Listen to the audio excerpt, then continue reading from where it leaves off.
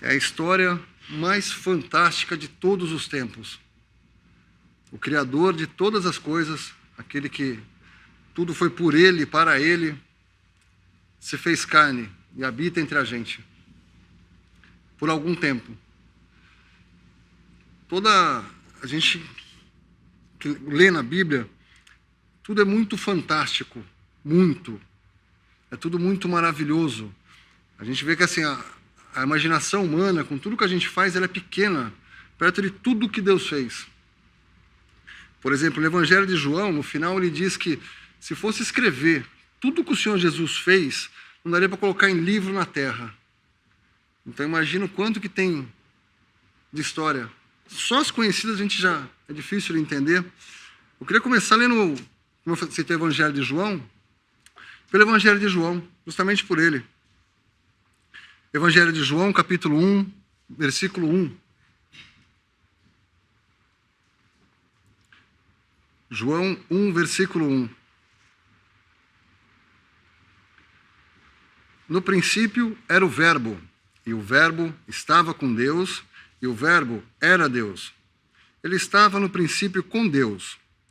Todas as coisas foram feitas por ele, e sem ele, nada do que foi feito se fez. Nele estava a vida, e a vida era a luz dos homens. E a luz resplandece nas trevas, e as trevas não a compreenderam. Houve um homem enviado de Deus, cujo nome era João. Este veio para testemunho, para que testificasse da luz, para que todos crescem por ele. Não era ele a luz, mas para que testificasse da luz. Ali estava a luz verdadeira, que alumia a todo homem que vem ao mundo. Estava no mundo, e o mundo foi feito por ele, e o mundo não o conheceu. Veio para o que era seu, e os seus não o receberam. Mas a todos quantos o receberam, deu-lhes o poder de serem feitos filhos de Deus, aos que creem no seu nome. Deu-lhes poder. O sonho do ser humano é ter poder. E aqui está dizendo, a todos quantos o receberam, deu-lhes o poder de serem feitos filhos de Deus. Ah, mas os meus pecados são muito grandes. Eu sou uma pessoa muito má, eu aprontei muito. O sangue de Jesus Cristo, seu Filho, nos purifica de todo o pecado. Quando o Senhor Jesus morreu, ele derramou seu sangue naquela cruz, quantos pecados você tinha cometido? Nenhum. Você não tinha nascido.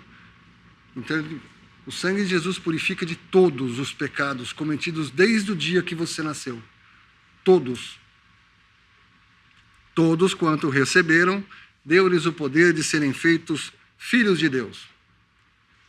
E o que impede a gente de, às vezes, aceitar essa tão grande salvação? Na minha última pregação, citei que um problema muito grande citado nas Escrituras é o que eu chamei de CCB. CCB é um problema. Caim, Coré, Balaão. E hoje eu queria falar desse primeiro C, um pouco mais, e o quanto ele atrapalha que a gente veja essa tão grande salvação de Deus. Lá no livro de Judas, versículo 11. Ai deles, porque entraram pelo caminho de Caim, e foram levados pelo engano do prêmio de Balaão, e pereceram na contradição de Coré. Entraram pelo caminho, foram levados pelo engano, e pereceram na contradição. Eu gostaria de, nessa e nas próximas pregações, se a gente tiver tempo, a gente ainda estiver aqui, explicar cada uma desses três aspectos. Na primeira eu expliquei de uma forma geral, agora nós vamos andar em um por um. E o primeiro é esse. Ai deles, porque entraram pelo caminho de Caim. O que seria exatamente esse caminho de Caim? Para entender o caminho de Caim, a gente vai ter que voltar lá em Gênesis, porque é onde ele aparece. Mas eu vou pegar assim, um pouquinho de antes, para a gente entender um pouquinho do contexto que vai aparecer Caim. Em Gênesis 1, versículo 1, a palavra de Deus ela é muito clara. Gênesis 1, versículo 1. No princípio, criou Deus os céus e a terra.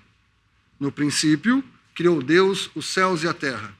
Então a gente tem coisas que são do céu e coisas que são da terra. Parece algo muito óbvio, mas não é assim tão óbvio não. Vocês vão entender isso ao longo do que a gente for aqui explicando. Existe uma ordem de coisas celestiais e uma ordem de coisas terrenas. Deus criou assim. Ele criou dividido, são coisas divididas. No versículo 14 desse mesmo capítulo 1, diz assim: E disse Deus, haja luminares na expansão dos céus, para haver separação entre dia e noite, e sejam eles para sinais, e para tempos determinados, e para dias e anos, e sejam para luminares na expansão dos céus, para iluminar a terra. E assim foi. E fez Deus os 2 grandes luminares, o lumiar maior para governar o dia, e o lumiar menor para governar a noite, e fez as estrelas. E Deus os pôs na expansão dos céus, para alumiar a terra, para governar o dia e a noite, e para fazer separação entre luz e trevas. E viu Deus que era bom. Olha que interessante. Ele dividiu, começou criando céus e terra, e aqui ele coloca 2 lumiares no céu. Esses 2 lumiares a gente sabe que é o Sol e a Lua. Então essa mecânica celeste tem algo muito interessante. O cara está falando da Terra, a Lua aqui pertinho e o Sol aqui em cima. Desses 2 lumiares que a gente tem, só um tem luz própria. A Lua não tem luz própria. Se o Sol apagar, o que a Lua serve? Ela vai ser escura, não vai servir para nada. Isso, em um certo sentido, o que representa? Essa luz, lembra que a gente leu em João? É a luz que veio ao mundo. O Senhor Jesus tem luz.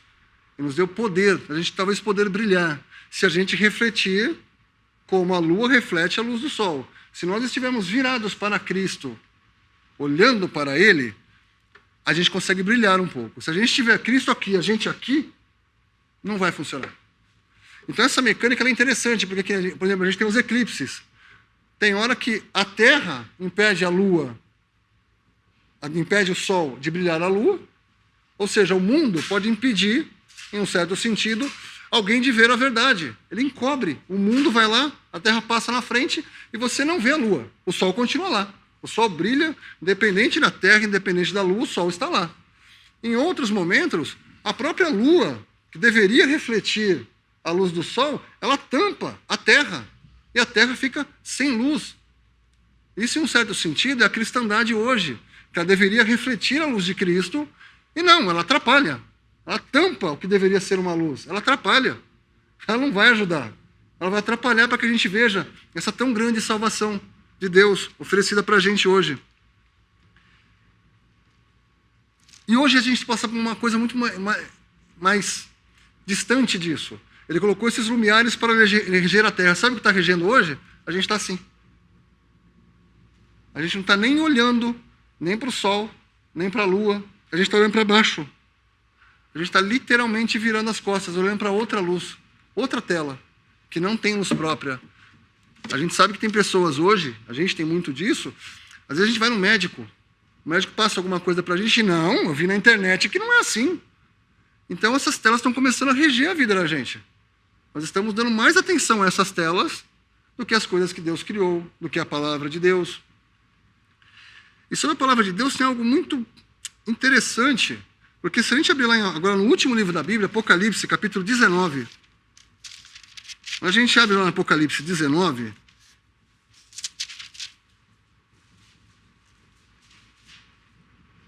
versículo 11, diz assim: E vi o céu aberto, e eis um cavalo branco. O que estava sentado sobre ele chama-se Fiel e Verdadeiro, e julga e peleja com justiça. E os seus olhos eram como chama de fogo, e sobre a sua cabeça havia muitos diademas. E tinha um nome escrito que ninguém sabia senão ele mesmo.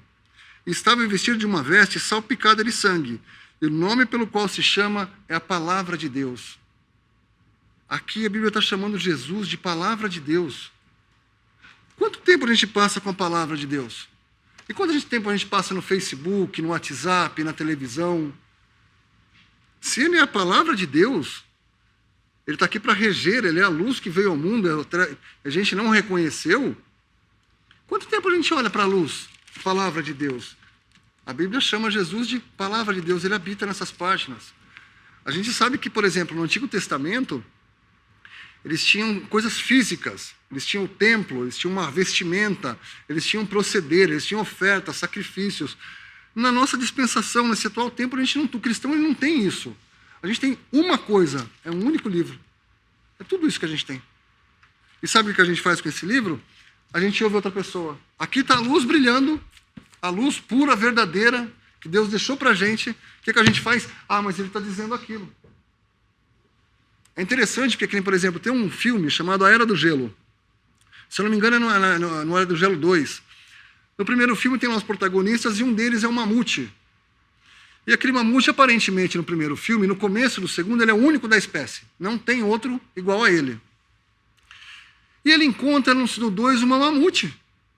Mas tem um problema. Aquela mamute, ela foi criada separada com 2 gambás. E na cabeça dela, ela acha que ela é uma gambá. Ela não acha que ela é uma mamute. Ele tenta explicar para ela que ela é uma mamute, mas ela, não, eu sou uma gambá. Ela dorme em árvore, ela vive que nem um gambá. Aí tem uma cena que é muito interessante, que é assim, uma beira de uma poça, um lago, agora não lembro o que, mas eu sei que tem um espelho d'água, ele está do lado dela, ela aqui, eles estão refletidos na água. Ele vira e fala assim, olha lá, ó, tá vendo? Nós somos iguais. Aí você, nós somos mesmo, você também é um gambá.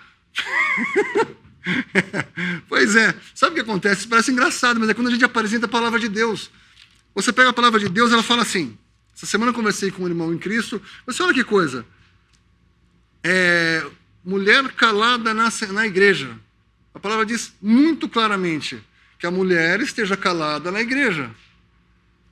O que a pessoa fala? Não, mas ele não quis dizer isso. Me lembra a mulher que fala que é a gambá. A pessoa lê isso, ela fala que não é. Mas lê de novo. Não permite que a mulher fique calada na igreja. Não, mas não é isso. Deus não faz acepção de pessoas. É interessante a acepção de pessoas. Realmente, Deus não faz. Mas toda vez que a palavra de Deus diz acepção de pessoas, ela se refere à classe social. Porque a gente faz diferença entre pessoas e pessoas. Ah, fulano é rico, aquele eu vou dar ouvido. Ah, aquele é um médico muito famoso, ele entende muito, eu vou dar ouvido a ele. Isso é acepção de pessoas. Porque senão, imagina, como é que você saberia que Deus está falando? A gente tem que ler a palavra. Quando a gente olha a luz da palavra, a gente entende um pouco do que Deus está querendo passar. E quando a gente não tem entendimento, a palavra de Deus ela é muito clara. Pede sabedoria e entendimento que ele vai te dar. Talvez ele não dê no momento que você quer, talvez ele não dê agora. Mas se você for sincero, ele vai ver a sinceridade no seu coração. Ele vai revelar para você. E do jeito que Deus é, normalmente ele revela muito mais do que a gente pede. É da natureza de Deus dar muito mais. Outra coisa, por exemplo, sobre a palavra de Deus, é só para a gente fazer uma parte que eu achei muito interessante. Assim, porque a palavra de Deus ela é contraditória. Contraditória? Márcia, ela é contraditória. Diz na Bíblia que Deus não se arrepende, mas que Deus se arrependeu de ter criado o homem. Assim, nossa, contradição, né? Ué, ele está falando que não arrepende. Eu não achei nenhum versículo na Bíblia que diz assim, eu não me arrependo. Quando fala que Deus não se arrepende, é na terceira pessoa. Deus não é homem para que não se arrependa. Ele, eu, tu, ele. Ele não é Deus, é alguém falando de Deus. Não existe na palavra de Deus, Deus dizendo que não se arrepende. E aí também tem uma outra coisa, esse é um fato. Um outro fato, olha só, eu vou dizer 2 frases para vocês 100% iguais. Veja, uma frase, não é um pedaço de frase. 2 frases exatamente iguais e vocês vão me dizer se ela quer dizer a mesma coisa. Repare bem. Batista, você não presta, cara. Batista, você não presta, cara. Eu disse a mesma coisa? Em palavras, sim. Eu disse exatamente as mesmas palavras. O sentido foi o mesmo? Não foi o mesmo sentido. Então a gente tem que voltar para a palavra de Deus. E quando a gente fala assim, mas a palavra está contraditória, peça a Deus, medite, ore.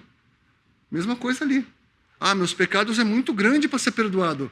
Pergunte para Deus o quanto custou para ele naquela cruz. Quando você tinha nascido, você não tinha pecado algum. Ele já tinha morrido na cruz por você. Então pergunte para ele, o que ele responde sobre isso. E aí, já falei um pouquinho dos lumiares. Aí no capítulo 2 de Gênesis, tem algo aqui muito interessante. Eu falei da precisão da palavra, né? Da gente pedir na palavra, pegar na palavra. Capítulo 2, versículo 16. Aqui Deus já criou os céus e a terra, ou seja, toda a parte difícil Deus já fez. Aqui ele já criou os céus e a terra, ele já arrumou tudo para a gente, ele criou os animais e criou inclusive a gente. Ou seja, toda a parte difícil Deus já fez. Normalmente nas coisas de Deus, a parte difícil é dele, não é nossa. Olha só, ele fez tudo, aí ele dá uma ordem. E ordenou o Senhor Deus ao homem, dizendo: de toda a árvore dos jardins comerás livremente, mas da árvore da ciência do bem e do mal, dela não comerás, porque no dia em que dela comerdes, certamente morrerás. Ele fez tudo. Tinha uma ordem. Não tinham 10 ordens. Não tinha tanta coisa assim para ele fazer. Deus faz assim, que nem, por exemplo, a mesma coisa do Senhor Jesus. Ele pagou na cruz por todos os nossos pecados. Foi o sangue dele que foi derramado naquela cruz. Não foi o meu, não foi o seu. Nenhum de nós foi pregado naquela cruz. Foi ele. Deus foi lá e fez pecado por nós. Ele pagou os pecados por nós. O que a gente tem que fazer? Crer no Senhor Jesus e será salvo. Receba o seu Filho e tenha a vida eterna. É isso que a palavra diz. Por quê? Todo difícil ele já fez. Aqui é a mesma coisa. Então aqui Deus deu uma ordem específica. Correto? De toda a árvore dos jardins comerás, mas da árvore da ciência do bem e do mal, dela não comerás, porque no dia em que dela comerdes, certamente morrerás. Essa foi a ordem dada para Adão. Aqui não tinha Eva. Deus coloca um sono profundo, faz Eva. Aí no capítulo 3, versículo 1. Ora, a serpente era mais astuta que todas as limanas do campo que o Senhor Deus tinha feito. E essa disse à mulher: é assim que Deus disse? Não comereis de toda a árvore do jardim? Oh, sim. E disse a mulher à serpente: do fruto das árvores do jardim comeremos. Mas do fruto da árvore que está no jardim, disse Deus: não comereis, nem dele tocareis, para que não morrais. Deus disse para não tocar? Por que eu estou citando isso? A gente vê às vezes, fala assim, vamos falar sobre salvação. Quer no Senhor Jesus será salvo. Sim, mas você tem que guardar o sábado, você não pode beber. Foi isso que Deus disse? Ele disse: crê no Senhor Jesus e será salvo. Aqui, Eva está acrescentando algo à palavra de Deus. E a palavra é dela, não é a palavra de Deus. E se não é de Deus, olha o problema que deu e a gente está aqui hoje, falando sobre isso. E a gente segue. Então a serpente disse à mulher: certamente não morrereis. Satanás é tão astuto que ele percebeu, num certo sentido, que ela acrescentou algo que Deus não tinha dito. Deus falou: não coma. Ele não disse que você não pode tocar, que você não podia passar perto. Estava ali, talvez eles cruzassem por aquele caminho, a gente não sabe. Mas a ordem foi clara: não comer, não é não tocar. Não foi isso que ele disse. Esse não tocar foi acrescentado à palavra de Deus. Então tudo que a gente às vezes acha que é confuso, que a gente não entende, a gente coloca mais em cima da palavra de Deus, normalmente vai levar a confusão, como levou aqui com Eva. Satanás fala com ela: porque Deus sabe que no dia em que dele comerdes, se abrirão os vossos olhos e serei como Deus, sabendo o bem e o mal. O que acontece? E vendo a mulher que aquela árvore era boa para se comer, e agradável aos olhos, e desejável para dar entendimento, tomou do fruto e comeu. Ela duvidou de Deus. Ela criou uma dúvida na cabeça dela. Ela foi seduzida por Satanás. Ele pegou um pontinho que ela saiu fora da palavra de Deus, e ele plantou uma dúvida na cabeça dela. E ela olhou para aquela árvore com outros olhos. Aí ela caiu na sedução de Satanás. Por quê? Talvez uma boa parte disso esteja nisso. Ela mudou a palavra de Deus. Isso acontece muito hoje. Quando as pessoas às vezes se afastam, falam assim: ah lá, aquela é cristã, olha o que está aprontando. Nossa, está aprontando, é cristão. A pessoa não fala às vezes da gente diretamente, ela fala que você é cristão. Então o que a gente faz afasta a gente de Deus. Se você falar às vezes: você pode crer no Senhor Jesus e será salvo, mas olha, você tem que dar o dízimo, você tem que guardar o sábado, você tem as leis e os mandamentos. A pessoa: nossa, mas você está acrescentando algo à palavra de Deus. Quando você acrescenta algo à palavra de Deus, não é a palavra de Deus, é a nossa palavra. Por mais bem intencionada que ela possa parecer, ela não é a palavra de Deus. Ela já está adulterada. Aí Eva, eles são expulsos do paraíso. Ela come o fruto, Adão come também, eles são expulsos do paraíso. Aí no capítulo 4, chega a nossa figura que eu estava falando, Caim. Vamos chegar em Caim. Enfim, chegamos nele. E conheceu Adão a Eva, sua mulher, e ela concebeu e teve a Caim, e disse: alcancei do Senhor um varão. E teve mais a seu irmão Abel, e Abel foi pastor de ovelhas, e Caim lavrador da terra. E aconteceu ao cabo de dias que Caim trouxe do fruto da terra uma oferta ao Senhor. E Abel também trouxe dos primogênitos das suas ovelhas e da sua gordura, e atentou o Senhor para Abel a sua oferta, e para a sua oferta. Mas para Caim e para a sua oferta, não atentou. E irou-se. Esse aqui é muito interessante, porque quando você fala da palavra de Deus para alguém, a pessoa está com uma crença errada, porque assim, se você crê errado, você vai agir errado. É simples. Aí ele estava com uma crença errada. O que aconteceu? Ele irou-se. Quando você apresenta a palavra de Deus para alguém, ela fica brava. Parece que você está ofendendo a pessoa. Porque ela foi confrontada com a luz, ela foi confrontada com Deus, com Jesus. Lembre-se, a palavra de Deus, Jesus é a palavra de Deus. Ela confrontada com Jesus, ela fica brava. E aquilo, o que aconteceu? Caim irou-se. Irou-se Caim fortemente. E descaiu-lhe o seu semblante. E o Senhor disse a Caim: por que tiraste? Por que descaiu o teu semblante? Se bem fizeres, não haverá aceitação para ti? E se não fizeres bem, o pecado jaz à porta. E para ti será o seu desejo, e sobre ele dominarás. E falou Caim com seu irmão Abel, e sucedeu que, estando eles no campo, se levantou Caim contra Abel e o matou. E disse o Senhor a Caim: onde está Abel, teu irmão? E ele disse: não sei, sou eu o guardador do meu irmão? E disse Deus: que fizeste? A voz do teu irmão clama a mim desde a terra. E agora maldito és tu, que abriu a sua boca para receber da tua mão o sangue do teu irmão. Só uma parte aqui no capítulo 3, versículo 17. Depois da queda, Deus ele amaldiçoa essa terra. Capítulo 3, versículo 17. E Adão disse: porquanto deste ouvidos à voz de tua mulher, comeste da árvore que te ordenei, dizendo: não comerás dela, maldita é a terra por causa de ti. Maldita é a terra. Aqui ele amaldiçoou a terra.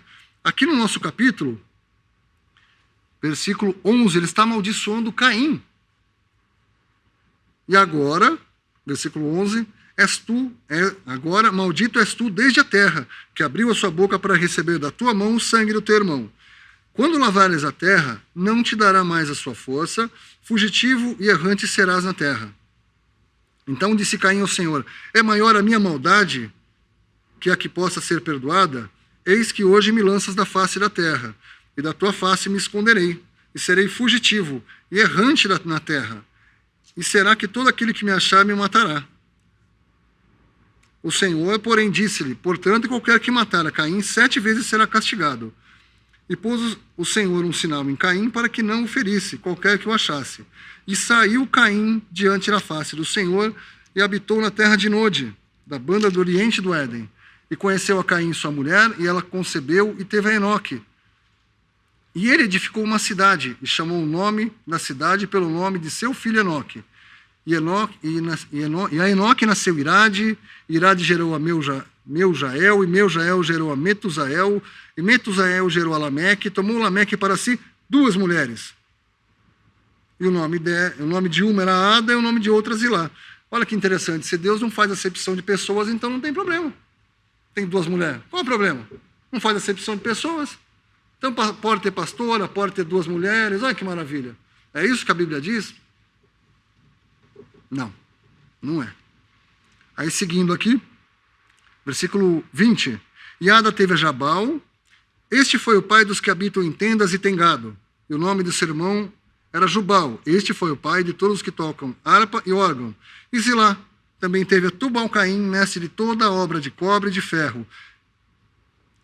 Por o que eu quero explicar aqui está ótimo. Foi isso que aconteceu com Caim. Esse é Caim. A primeira geração dos filhos do Éden.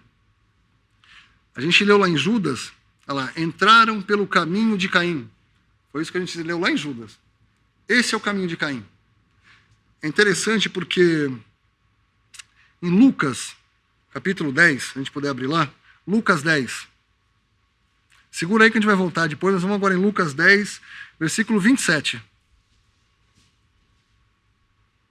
Lucas 10, versículo 27.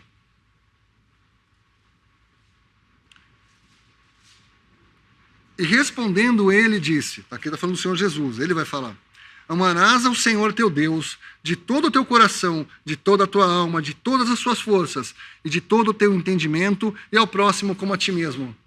Olha que interessante. O primeiro pecado foi contra Deus. Ou seja, a gente deveria fazer o quê? Amarás o Senhor teu Deus de todo o teu coração, toda a tua alma e todas as tuas forças, todo o teu entendimento. E o segundo, amar o próximo a ti mesmo. A primeira geração vai lá e mata o irmão dele, que era o mais próximo dele. São os dois primeiros pecados, e aqui o Senhor Jesus está falando sobre isso.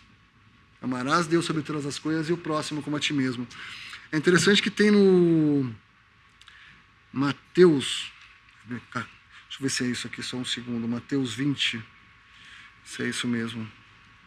Mateus 20, versículos 1 a 10. Mateus 28.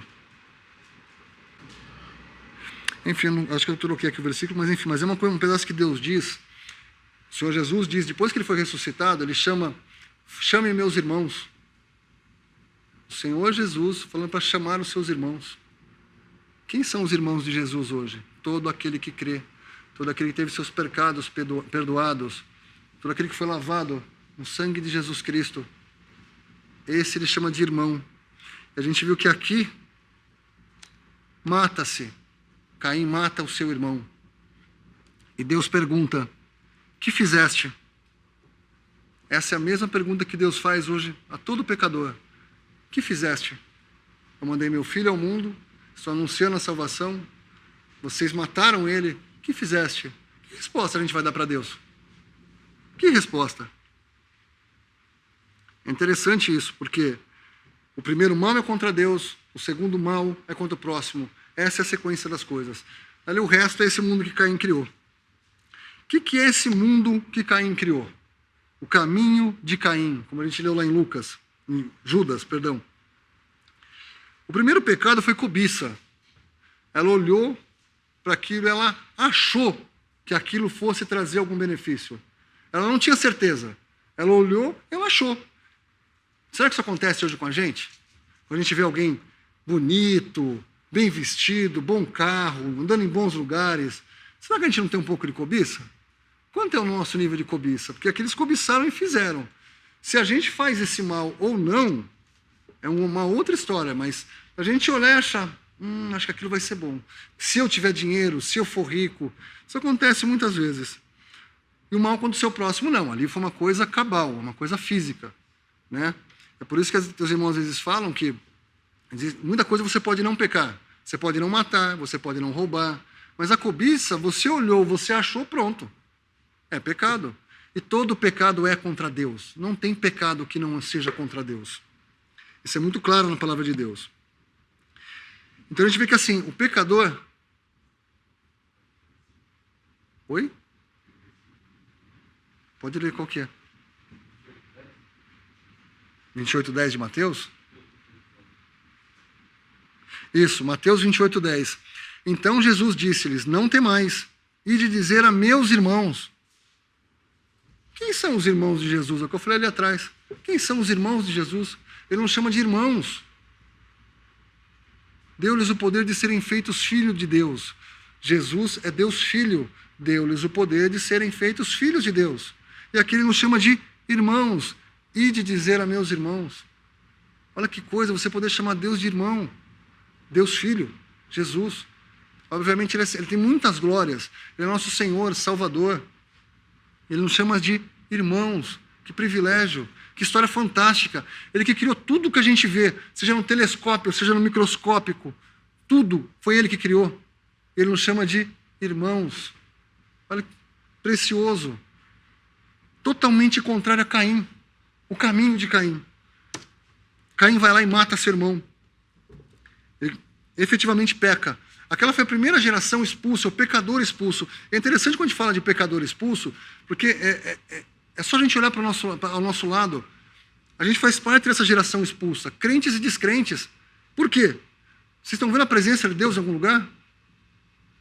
A gente vê que, assim, por exemplo, no Antigo Testamento, aquele povo de Israel, eles tinham fisicamente a presença de Deus.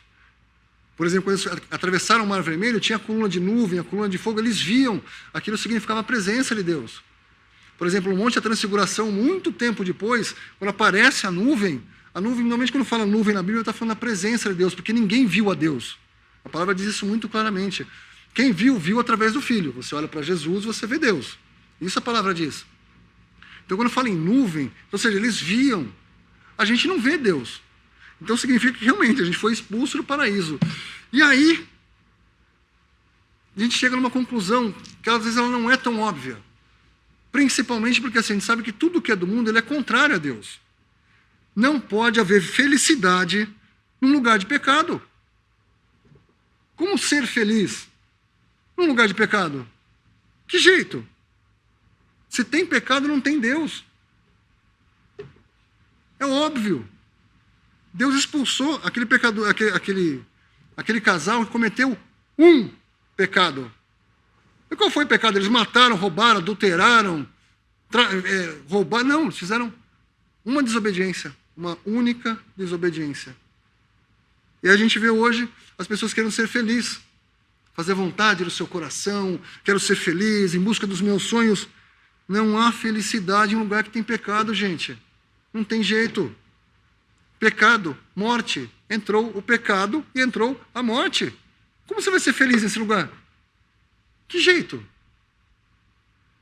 A salvação de Deus, pelo sangue do Senhor Jesus, pela sua vida, Ele nos promete uma nova ordem. Lembra que eu falei no começo? Existem coisas celestiais, coisas terrenais. Essa terra é amaldiçoada. Deus amaldiçoou essa terra. Como que você vai ser feliz aqui? Obviamente Deus cuida dos seus, Ele cuida até da gente. Porque se não tivesse talvez interferência dele, esse mundo já tivesse acabado. Porque a gente é muito ruim, porque assim, onde acaba, por exemplo, a gente está vendo que o começo de Caim ele não é que ele é expulso da frente de Deus, ele sai da face de Deus. Não diz que Deus mandou ele para o mundo. Serás errante. Mas ele falou assim, agora pega e vai embora. É o que eu falei sobre a palavra de Deus. Vamos se atentar à palavra de Deus. Ele não disse, Caim, você matou seu irmão, vai embora daqui. Não foi isso. Caim saiu da face de Deus. Ele escolheu sair da face de Deus. O que Caim faz na face de Deus? Ele faz uma cidade. Era para ser errante. Mais uma vez, ele vai lá e faz errado. Por que ele faz errado? Porque Deus falou que era para ser errante. Ele vai lá e faz uma cidade e dá o nome do seu filho. Olha que coisa, ele quer ser importante. Não fala que ele quis ser rico. Aqui talvez a riqueza nessa época fosse uma coisa um pouco diferente. Talvez não seja como a gente seja hoje. Mas ele cria uma cidade. Ou seja, ele sabe que Deus não vai ajudar ele. Deus não vai ajudar. Deus o amaldiçoou. Ele foi amaldiçoado agora. Antes foi a terra e agora foi ele. Então Deus não vai ajudar um maldito. Então o que ele faz? Em vez de ele ser errante pelo mundo, não. Ele vai lá e cria uma cidade para que ele não precise de Deus. É interessante porque no livro de João diz algo muito precioso para a gente entender também um pouco da natureza de Caim. Ele disse que Caim era do maligno. Então, desde a oferta de Caim lá atrás, Caim era do maligno. Ele nunca quis fazer a vontade de Deus, ele nunca quis estar perto de Deus. Né? E ele vai lá e faz uma cidade. Se a gente puder abrir lá no Salmo 49, Salmo 49. Ele é curtinho, mas ele diz coisas muito preciosas sobre isso. Salmo 49. Salmo 49, versículo 1. Olha que precioso para a gente isso hoje, para entender um pouco de Deus, de salvação, de coisas do mundo. Ouve isto, vós, todos os povos, inclinai os ouvidos, todos os moradores do mundo, quer humildes, quer grandes, tanto ricos como pobres. A minha boca falará da sabedoria, e a meditação do meu coração será de entendimento. Inclinarei os meus ouvidos a uma parábola, decifrarei o meu enigma na harpa. Por que temerei eu nos dias maus, quando me cercar da iniquidade dos que me armam celadas? Aqueles que confiam na sua fazenda e se gloriam na multidão das suas riquezas, nenhum deles, de modo algum, pode remir a seu irmão ou dar a Deus o resgate dele. Pois a redenção de sua alma é caríssima, e seus recursos se esgotariam antes. Por isso, tampouco viverá para sempre ou deixará de ver a corrupção. Porque vê que os sábios morrem, que perece igualmente o louco e o bruto, e deixam a outros os seus bens. O seu pensamento interior é que suas casas serão perpétuas e as suas habitações de geração em geração. Dão às suas terras os seus próprios nomes. Todavia, o homem que está em honra não permanece. Antes, é como os animais que perecem. Este caminho deles é a sua loucura. Contudo, a sua prosperidade aprova as suas palavras. Selá. Como ovelhas são enterrados, a morte se alimentará deles. Os retos terão domínio sobre ele na manhã, e a sua formosura na sepultura se consumirá, por não ter mais onde more. Mas Deus remirá a minha alma do poder da sepultura, pois me receberá. Selá. Não temas quando alguém se enriquece, quando a glória de sua casa se engrandece, porque quando morrer, nada levará consigo, nem a sua glória o acompanhará. Ainda que na sua vida ele bendisse a sua alma, e os homens o louvem quando faz bem a si mesmo, irá para a geração de seus pais, eles nunca verão a luz. O homem que está em honra e não tem entendimento é semelhante aos animais que perecem. Que cada um medite nessas palavras, acho que ela é bem autoexplicativa. Não vou nem falar muito sobre isso. Cada um medite nisso. Caim não gosta de ser condenado por Deus, de ser chamado maldito. Ele sai da presença de Deus. Ele faz esse mundo agradável a ele. Agora ele vai se cercar de coisas agradáveis. Vale lembrar que teve Caim, Abel. Caim mata Abel. Aí vem Eva tem outro filho que é Sete. E aí Sete começa, quando Sete nasce, volta a se invocar o nome do Senhor, o nome de Deus. Então, ou seja, assim como lá no começo, criou os céus e a terra, aquela raiz de pecador, gerou Caim, agora vai gerar Sete. Ou seja, ele vai começar a falar de Deus. Caim vai lá e se cerca das coisas do mundo. E cria as coisas do mundo. Para ficar bem, tranquilo. Deus não vai me ajudar mesmo, então vou fazer do meu jeito. A gente fala, e a Bíblia disse que muitos vão pelo caminho de Caim. É para a gente pensar bastante. Caim é uma pessoa que Deus o amaldiçoou. Maldito és tu. Ele ficou contente. Ele foi embora e fez uma cidade. Ele se arrependeu do que ele fez? Ele era do maligno. A gente tem que sempre lembrar disso. Ele era do maligno. Ele não se arrependeu. Perdão, Deus, errei, matei o meu irmão. Não. Ele vai para longe de Deus, porque pelas perninhas dele, Deus não manda ele embora, a gente leu aqui. E ele fica contente sobre castigo. Assim é o mundo hoje. Deus anuncia a salvação através de seu Filho. Esse mundo vai a juízo. Esse mundo já está condenado desde lá de trás. Maldita é a terra por tua causa, é uma terra amaldiçoada. Essa terra está sob juízo. Como é que a gente pode ter felicidade e ficar contente aqui? É interessante que assim, quando a gente lê na vida do Senhor Jesus aqui na terra, diz muitas coisas sobre ele. Que ele ressuscitou mortos, que ele andou, que ele dormiu, que ele acordou, que ele teve muitas ações. Não diz que ele riu nenhuma vez. Não diz que ele sorriu e olhou e sorriu. Você não encontra isso na Bíblia. Um lugar amaldiçoado. Amaldiçoado, ele é o Filho de Deus. Que Deus, como é que vai ter felicidade em lugar de pecado? Ele vai rir do quê? Caim não. Caim ele quer um lar. Mas ele não quer um lar com Deus no céu, ele quer um lar na terra. Ele quer a terra, ele não quer o céu. Tanto que ele vai para longe, ele se estabelece longe dali. Né? E ele faz uma cidade, agora ele é um chefe. Aquele cara, aquele assassino, agora ele vai virar chefe de uma cidade. Olha que coisa boa. A gente sabe que o fim todo esse povo aqui, ele vai acabar no dilúvio. Todo esse sistema de coisas. Será que acabou mesmo no dilúvio, esse sistema de coisas? Será que o que a gente leu aqui, por exemplo, no Salmo 49, foi daquela época? Foi só Caim que era assim? Ou as pessoas hoje se cercam de coisas e ficam cômodas nesse mundo. Aí vai ganhando dinheiro. É interessante que eu estava lendo um negócio esses dias, e ele dizia o seguinte, que antigamente, talvez não tão antigamente assim, por exemplo, se você olhar no começo do século XX, teve grandes epidemias, morria muita gente, tinha muita fome. Hoje em dia, ainda tem epidemia? Tem. Não tem como assim a febre espanhola, mas tem algumas epidemias, mas elas são pequenas. Guerras, tem guerras tão grandes. Tem alguns focos de guerra, aqui e ali, tem gente morrendo em guerra, mas, por exemplo, a gente sabe que no trânsito no Brasil morre mais aquele povo que se mata no Oriente Médio. Né? E não está em guerra aqui, o povo morre. E fome. Tem lugares do mundo que tem fome, mas olha que interessante, as pessoas estão morrendo de comer. De tanto comer, as entopem as artérias, elas morrem de comida. Olha que coisa, né? Então assim, a vida está boa. Está como Caim fez aqui, ó, vou me cercar aqui, vou fazer a vida boa. Olha que bacana. Não tem problema, obviamente não tem problema, gente.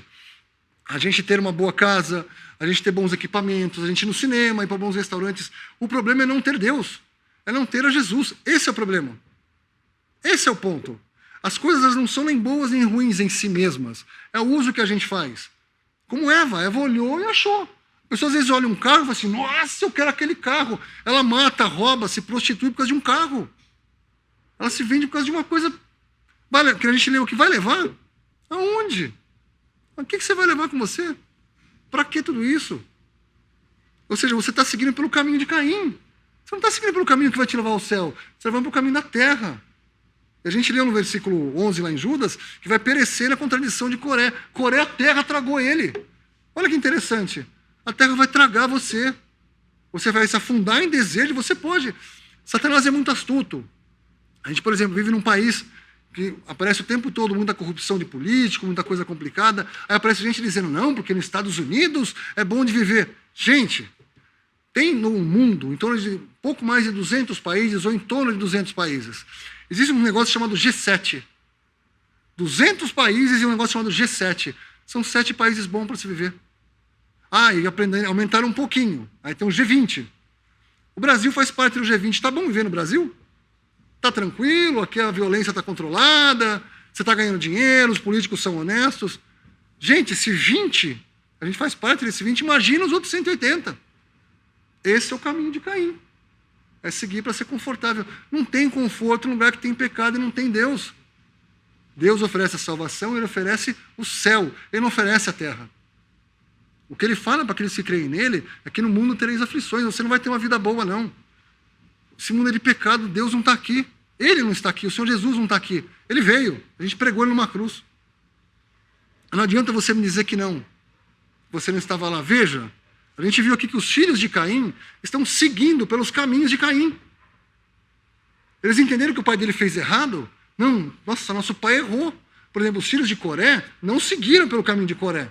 Eu assim, não, nosso pai errou, eu não vou errar. Né? Os filhos de Caim não, eles estão seguindo o caminho de Caim. O que eles fazem? Eles começam a desenvolver gado, eles começam a desenvolver música, eles começam a desenvolver indústria. Ou seja, agora os filhos vão melhorar o que o pai começou. O pai agora é um assassino, chefe da cidade. Quantos políticos tem hoje que desviam dinheiro? Ele não pode não matar diretamente. Mas você desviar dinheiro da saúde. Quantos morrem por causa daquilo? Você é um assassino. Simples. Você desvia dinheiro da segurança, as pessoas são roubadas e mortas. Quanto entra na sua conta? Algo assim. E esse era Caim, e os filhos dele agora vão melhorar um pouco mais. Então agora vai ter gado, agora vai ter música, olha que legal, agora vai ter equipamento eletrônico, eles têm indústria. Está falando que ferro e eles fundiam, como diz aqui, versículo Gênesis 4. Ele diz aqui, será castigado, Lameque. Versículo 20. Jabal foi o pai dos que habitam em tendas e tem gado. Ou seja, eles começaram a criar casas. Habitam em tendas e tem gado. Eles criaram a cidade, agora eles têm casa e têm posses. E o nome de seu irmão era Jubal. Este foi o pai de todos os que tocam harpa e órgão, música. E Zilá também teve a Tubal-Caim, mestre de toda a obra de cobre e ferro. Ou seja, eles tinham tecnologia, coisas boas, coisas para tornar a vida boa. E tranquila, e gostosa. Num lugar amaldiçoado por Deus, e aí uma pessoa amaldiçoada por Deus, o lugar já era amaldiçoado, uma pessoa amaldiçoada cria um sistema de coisas. Não vai dar o que presta. Não vai dar o que presta. Acabou com o dilúvio isso? Olha o mundo ao nosso redor. Olha o mundo ao nosso redor. Deus colocou os lumiares, a palavra de Deus, luz. Quanto tempo a gente passa com a luz? Quanto tempo? É interessante, né? Caim fez tudo para tornar o mundo agradável, sem Deus. Não quero Deus. É interessante que aí vem os esforços do homem. Até hoje é assim.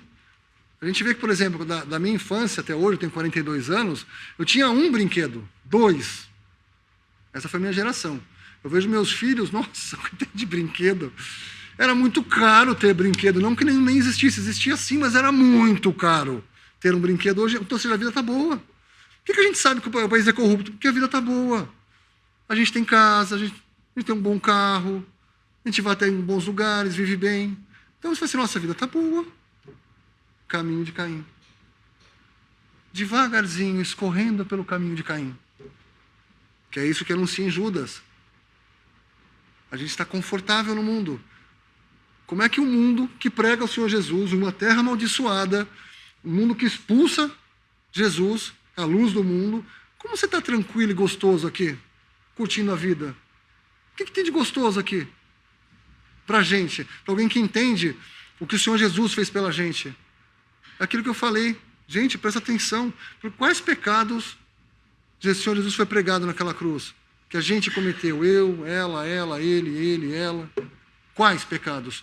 Todos, desde o dia que você nasceu. Por tudo que você pensou, por tudo que você executou e pelo que você não executou. Porque a palavra também é clara. Basta pensar. Deus vê por dentro. Você pode não ter feito o tal pecado, mas você pensou. Porque Jesus era incapaz até de pensar em pecado. Ele foi totalmente perfeito. Do momento que ele nasceu ao momento que ele morreu. E por acaso, no momento que ele nasceu, ele começou a ser perseguido. A partir do momento que aquele neném nasceu, ele teve que fugir correndo. O anjo anunciou, olha, sai porque querem te matar. Ele já nasceu sendo perseguido. Ele foi anunciado durante todo o Antigo Testamento. Vai chegar o Messias, o rei de Israel. Quando ele é anunciado, o povo, oh, que bom, o rei chegou. Estremeceu. Por quê? A gente está confortável. É gostoso. Poxa, eu vou lá no sonzinho, eu vou na balada, tomo cervejinha final de semana, como um churrasquinho. Olha como está cômodo, aqui é como está gostoso. No mundo de juízo, gente. O Senhor Jesus ele não te oferece um mundo bom, porque o mundo não é bom. Porque a gente também não é bom. Então a gente tem que ter isso muito em mente. Aí ele começa a inventar coisas para acabar definitivamente ele tirar Deus da história. Além de todo o conforto, agora não basta só ter conforto. Ele quer tirar Deus. Uma coisa que aconteceu, por exemplo, no último século, para acabar com Deus de vez, é uma coisa chamada teoria da evolução. Ah, Deus realmente não existe. Era o último ponto, agora é acabar com Deus. Né? Então começou isso no começo do século XX, teoria da evolução. Eu não vou entrar muito na teoria da evolução, mas eu vou falar na teoria que eu acredito. Eu acredito na teoria do bolo de chocolate. Vou explicar qual é a teoria do bolo de chocolate. Imagina que você chega em casa, tem na mesa da sua cozinha, tem um bolo de chocolate. Não foi você que comprou, nem foi você que fez. Você chegou em casa e tinha um bolo de chocolate. Vamos ver a probabilidade daquele bolo estar lá. Alguém que mora com você comprou o bolo e colocou lá. Alguém que mora com você, seu pai, mãe, colega, marido, esposa, fez aquele bolo e colocou lá. Você chegou lá, o bolo estava lá. Alguém comprou, alguém fez. Qual a probabilidade? Se eu chegar em casa agora e tiver um bolo, é factível que tenha isso. Agora imagina a seguinte coisa. Na rua da tua casa vinha um caminhão com produtos de padaria. Esse caminhão tem lá dentro fermento, farinha, chocolate, assadeira. Esse caminhão capota na rua da sua casa. E aí começa magicamente a misturar farinha, chocolate, fermento, leite. O caminhão bate no muro, pega fogo e assa aquele bolo. Os bombeiros vão lá, apagam o fogo, pega aquele bolo e põe na porta da tua casa. Foi aqui, vou dar para ele. Qual a probabilidade disso acontecer? Eu acredito na teoria do bolo de chocolate. A teoria da evolução não me interessa muito. A do bolo de chocolate, essa aqui eu acredito. Se perguntar para mim, eu acredito nela. E agora estão fazendo um termo novo, vou descobrir esses dias. É o pós-humanismo. Quem não ouviu falar, eu recomendo nem que precisa nem pesquisar. O pós-humanismo agora ele prega que a tecnologia está em tal ponto que é o seguinte, as pessoas não vão começar a não morrer mais. Eles vão injetar nanorobôs na gente, que se tiver célula morta, ele vai lá e mata a célula para uma célula nova e você vai ficar câncer. Ele vai lá e tira a célula cancerígena, tira de você. Você vai viver 300, 400 anos. Agora, a gente negar Deus, agora nós vamos vencer Deus. Agora eu vou ser imortal. Chama-se pós-humanismo. Ou seja, a gente quer tirar Deus. Aí eu pergunto, qual a diferença do nosso mundo de hoje para esse mundo que Caim fez? Qual a diferença? A diferença é que nós estamos confortáveis.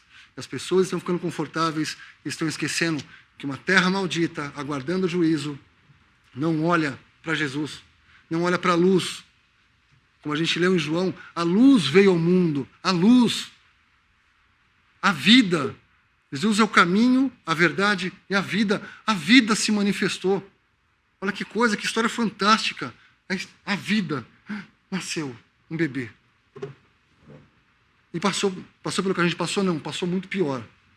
Porque ele não veio com uma vida agradável de Caim.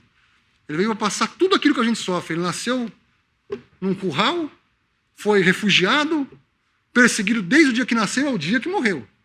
Obviamente, ninguém na terra tem poder para matar a vida. Ele se entregou. Ele veio só apenas cumprir. Ninguém mata a vida. Ele veio em obediência a Deus, a nosso favor, para nos dar o céu. Lembra do começo? Céus, terra. Céus, terra. Ele veio para nos dar o céu, porque a terra está amaldiçoada, aguardando o juízo de Deus. E aí, acima de tudo, a gente viu que Caim,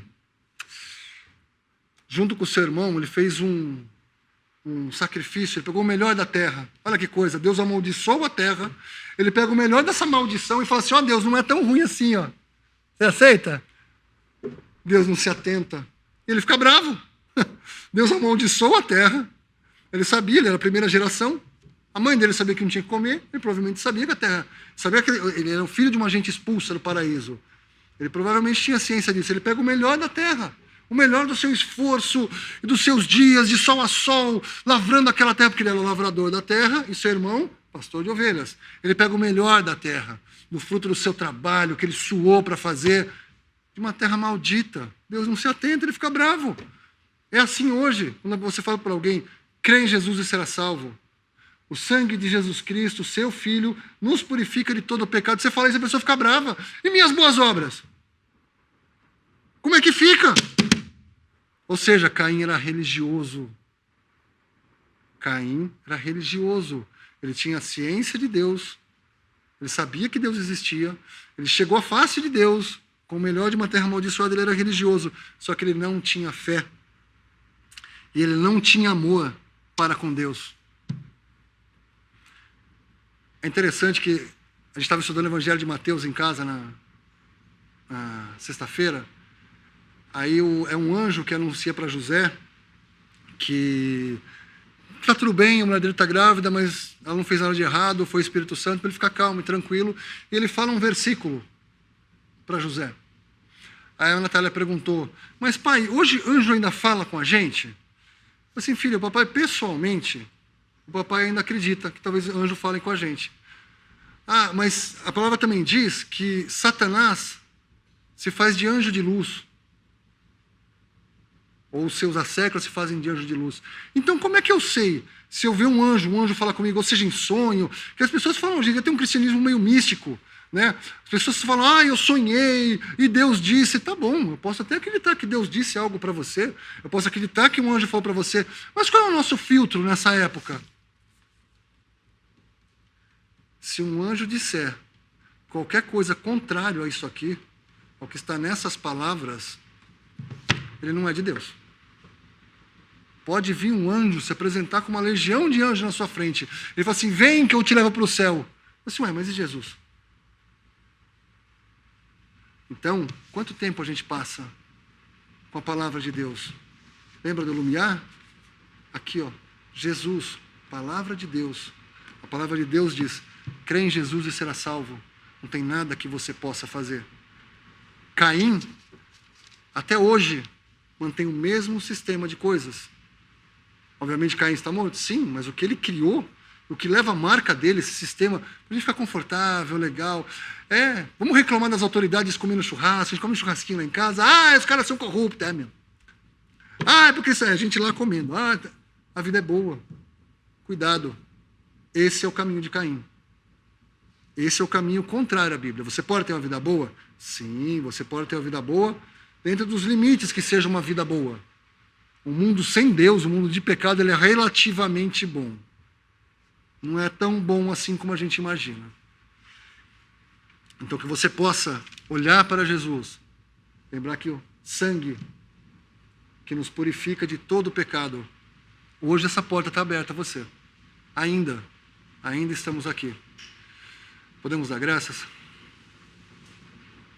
Bendito Deus e Pai de nosso Senhor e Salvador Jesus Cristo, nosso Deus e nosso Pai.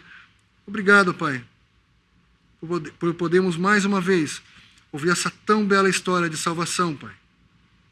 Ouvir que Teu Filho veio ao mundo para salvar pecadores, Pai. Obrigado, Pai, por essa porta aberta. Que Tu possas, Pai, levar essa palavra àqueles que precisam ouvi-la. Toque-os, Pai, segundo a Tua vontade, Pai. Obrigado, Pai, pelo Teu amor, pelo Filho do Teu amor, pelas Tuas palavras de amor, por esse caminho de amor aberto a Ti ainda hoje, Pai. Obrigado, Pai. Obrigado, Senhor Jesus. No precioso nome de nosso amado Senhor e Salvador Jesus Cristo. Amém.